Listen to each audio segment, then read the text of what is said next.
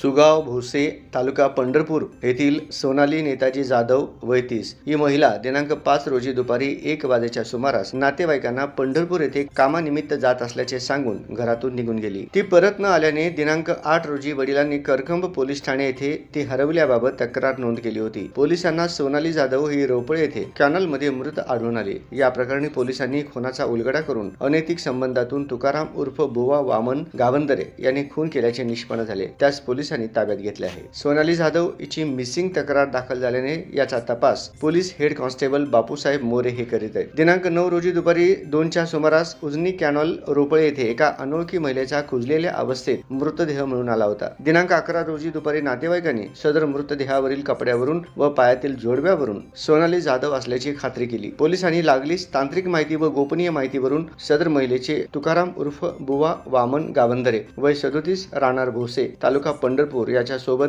अनैतिक संबंध असल्याचे स्पष्ट झाले। दिनांक 5 रोजी सोनाली ही तुकाराम उर्फ बुवा याचे सोबत असल्याचे सीसीटीव्ही फुटेज तपासल्यावर निष्पन्न झाले। यावरून तुकाराम उर्फ बुवा वामन गावंदरे यास ताब्यात घेऊन त्याच्याकडे तपास केला असता सुरुवातीला त्याने उडवाउडवीची उत्तरे दिली, परंतु पोलीस खाक्या दाखविताच आरोपीने सोनाली हिच्या चारित्र्यावर संशय घेऊन तसेच सोन्याचे नेकलेस घेण्यासाठी झालेल्या वादातून तिचा गळा दाबून खून केला। ती बेशुद्ध पडल्यावर भोसे येथे उजनी कॅनलमध्ये फेकून खून केल्याची आरोपी यांनी कबुली दिली आहे। याबाबत मयत महिलेच्या बहिणीच्या तक्रारीवरून करकंब पोलीस ठाणे येथे गुन्हा दाखल करण्यात आला आहे। सदरची कामगिरी पोलीस अधीक्षक अतुल कुलकर्णी, अपर पोलीस अधीक्षक प्रीतम यावलकर, सहाय्यक पोलीस अधीक्षक प्रशांत इंगळे यांच्या मार्गदर्शनाखाली सहाय्यक पोलीस निरीक्षक योगेश लंगोटे, पोलीस उपनिरीक्षक Nilesh Gaikwad, police head constable Bapusaheb More, संदेश शिकतोडे, बालाजी घोळवे, सागर भोसले, आसिफ आतार, कॉन्स्टेबल समाधान माने, निखिल काळे, श्याम गायकवाड, स्वप्नील बागल, शेखर भोसले, रतन जाधव यांनी केलेली आहे।